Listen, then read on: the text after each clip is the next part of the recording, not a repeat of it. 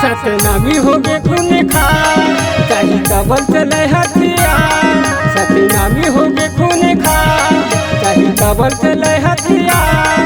चाही मरीन हम लाखों हजार पाछू हम तो हटन नहीं जी लड़े बढ़वंतिया। पाछू हम तो हटन नहीं जी लड़े बढ़वंतिया। सतनामी हो गे खून खा चाही कबल चले हथियार। सतनामी हो गे खून खा चाही कबल चले हथियार। चाही मरीन हम लाखों हजार पाछू हमको हटन नहीं जी लड़े बढ़वंतिया। पाछू हम तो हटन नहीं जी लड़े बढ़वंतिया।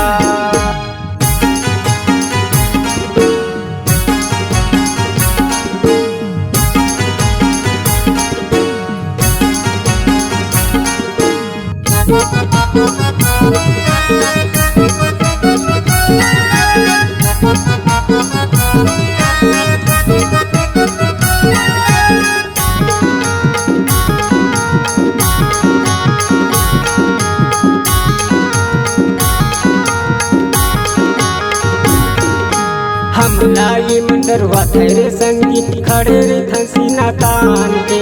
पीठी पाछू में कपट करते दुश्मन हमला जान के।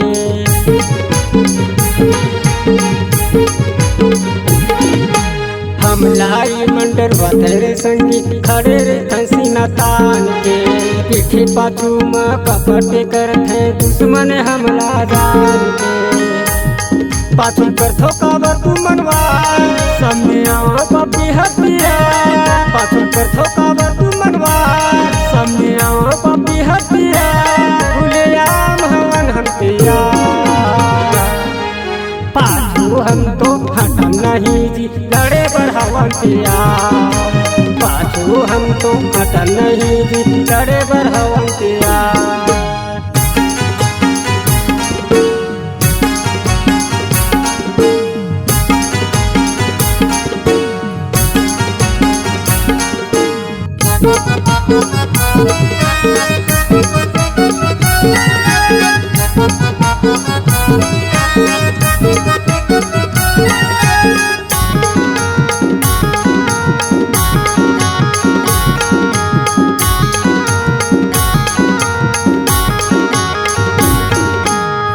गायन सहा नहीं जी समझ के खातिर हम लड़बो।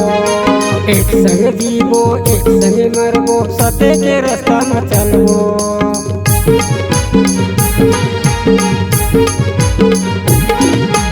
दादा अनिल सहा नहीं जी समझ के खातिर हम लड़बो। एक संग जीवो एक संग मरबो सत्य के रास्ता में चलबो। एक हो जा सतनामी समाज तभी आही सतनामी के राज। तो हो जा सतनामी समाज तभी आही सतनामी के राज। सतनामी के सुलो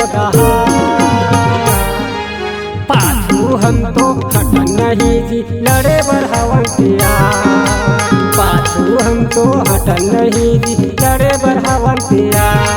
सतनामी हो गे खून खा चाही कबल चले हथियार। सतनामी हो गे खून खा चाही कबल चले हथियार। चाही मरीन हम लाखों हजार पाछू हम तो हटन नहीं जी लड़े बढ़वंतिया।